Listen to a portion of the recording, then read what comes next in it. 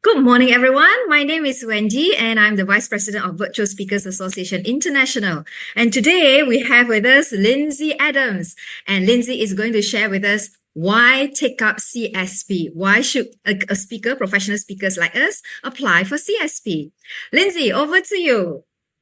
Thanks, Wendy. I think CSP is one of the most important designations that we can earn as a professional speaker around the world. CSP is a worldwide designation recognised by all of the speakers associations in the world, and it's so critically important. It shows the world that we are working professional speakers. Now, I attended my first ever convention in Australia in the year 2000, and I went to the Gala Awards night and saw them handing out the CSPs. And oh my goodness, I sat in the audience and I thought to myself, I want one of them. And, they put the medal around their neck, they gave them a certificate, they posed for photos, and they went to the lectern and said a few words. And the stories they shared, the journey they'd made, and it was so inspiring. And, wouldn't it be great if those of you who are watching this video, you too could do that? In Bali in September, we're going to be handing out the first CSPs from the Virtual Speakers Association International. And so, this term, these three letters that go after your name, CSP, it's a bit like a worldwide recognition that you're a working professional speaker. So in the world of accounting, they have CPA. In the world of professional speaking, we have CSP. And so it's a critically important term, as I said, because it shows to the world that this is your business. This is what you do for a living, and that you are a professional. You're not a part-timer. You're not a university professor, making the odd speech here and there. You are a working professional. And that's the difference between a CSP and anyone else. Okay, interesting. Are all CSPs similar everywhere in the world, depending on where they get their awards? Yeah. So at the moment, there are 4 countries or 4 associations that issue the CSP. There's the NSA US, so that's the United States, PSA, Professional Speakers Australia, the APSS, Asia Professional Speakers Singapore, and the VSAI, Virtual Speakers Association International. Now, other associations can issue a CSP if they wish to, but many of them choose not to because we'll leave that up to somebody else. And so the US and Australia have been issuing the CSP for many, many years.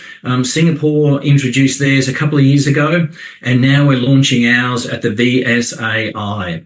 And I'm actually on a committee working with the Global Speakers Federation, which is the umbrella group over all of the professional speaking associations, to ensure that the standards for CSP around the world are similar, so that no matter where you apply for your CSP, you have to basically meet the same standard.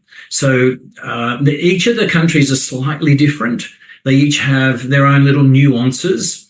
However, they are very, very similar, and the standard is the same.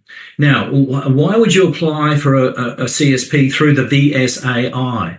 Well, if you're a member of our association, of course, you'd want to be applying through our association. And what we do, because the VSAI is a virtual association and we have members all around the world, because of the fluctuating currencies and the different value of currencies around the world, we have an equalisation process that makes it easy for you to apply. So, Wendy, you live in Malaysia. The value of the ringgit versus the Australian dollar is very, very different. So we have an equalisation process. Instead of saying to you, you must earn, X Australian dollars or X US dollars, which would be very hard to do, compared to the ringgit, we say, we allow you to earn ringgit, and we have an equalisation calculation. And that methodology is issued by the United Nations, and we look at the median income in the countries, in all of the countries around the world. We have a chart that we work with, which is publicly available, and happy to share that information offline. But basically, it makes it easy for anyone to apply using their own income from their own country. So if your currency compared to the US dollar is, like this and this, it doesn't matter. So that's one, real benefit. And the other benefit, of course, is we created this for our members. And so our members, we encourage you to apply with us. And we will do anything we can to get you over the line. Now, you have to meet the standard, of course. However, I personally will work with you. If you need help, I'm there for you.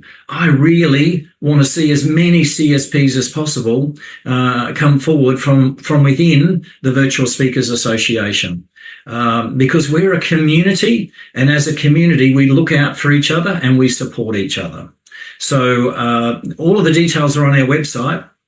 Go and have a look. If you've got any queries, please contact me. Only too happy to, share whatever information you need. I think I'm curious, based on your experience, right? Every time there is a CSP being award, generally speaking, how many people would receive that award at one time? Is it like by the hundreds, or is it very selective? Good question. So in the US, now the US have been issuing the award for a very long time. They, I think last year, handed out about 20, 25, and about 5 of those were international applicants, from Europe.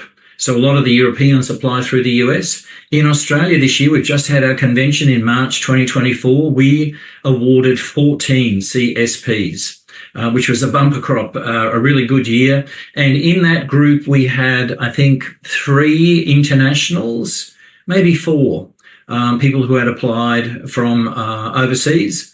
And of course, within VSAI, we already have, I have 2 applications pending. Really exciting, 2 applications, more to come. And we will be, now, here's how it works, Wendy. You just go through some logistics. You put your application in, it's processed by the committee, and your application is reviewed by some anonymous CSPs, and this is all part of the process. And then once they say, yes, this person has met the standard, we award your CSP immediately. And so you can use those post-nominals, Lindsay Adams CSP, immediately. And then at our first ever face-to-face conference in Bali in September, we'll be awarding and handing out the certificate and the medal face-to-face. Now, because we're a virtual association, this is a very special occasion. So why wouldn't you apply? And if you haven't got a ticket to the Bali GSS and you're going to be a CSP, I will do my level best to get you in the door. By the way, it's a sold out event, so I'm warning you now. Get your stuff together. Anyway, we will be awarding CSPs there, and we will have some face-to-face awards. Now, in other years, we'll probably do that virtually, but this year it's going to be face-to-face. What a great opportunity to earn your CSP surrounded by 300 plus international colleagues. Yeah, it's a fantastic recognition, I would say. Yeah. So what would your advice be for those people who want to apply now? What should they do? Because I always see people rushing for last minute application. So one thing for anyone listening is start to gather your information. Go and have a look at the website and see what you've got to get together. Now, one of the things we need to do is prove your income over the last 5 years. So we need to, you need to be able to show us in a spreadsheet what you've earned. Now, we don't want, excruciating detail, but we need to know that you've met the income criteria. And there are a couple of ways to do that. You can do it by earning a certain amount of income every year in 5 of the last 8 years, or, and as we often do, some years are better than others, you can use the averaging rule, and so you can average out your income over the last couple of years. So let's say you earned 80,000 one year, 100,000 the next, and then suddenly you earned 200,000 or 300,000. Then you can average that amount. And so it enables you to earn your CSP quicker. So my advice is start recording the detail of your income. Keep a track of what you've done so that we can quickly tick off the income part. The next thing we need is a video of you presenting, and it must be an unedited video of a whole presentation, and it must be at least 30 minutes in length. And so we want to see you in action. And there's a criteria we assess that against, and that criteria is clearly available on the website. So it's nothing secret. It's all publicly available. We want you to qualify. Get a recording which has got really good sound and vision, but is unedited. So it could also be a virtual speaking session, right? Of course, yeah, absolutely. It can be a virtual speaking session. So, of course, a lot of our members do virtual speaking sessions. But we want to see you in action. We want to see you interacting with the audience, and we want to see you holding the audience's attention. We want to see how you interact with them, because that's, of course, an important part of a presentation. All right. So thank you so much, Lindsay, for that little nuggets of advice. So for those of you listening in, I hope that, we'll be able to see more CSPs applying, and we will see you in Bali soon. Thank you.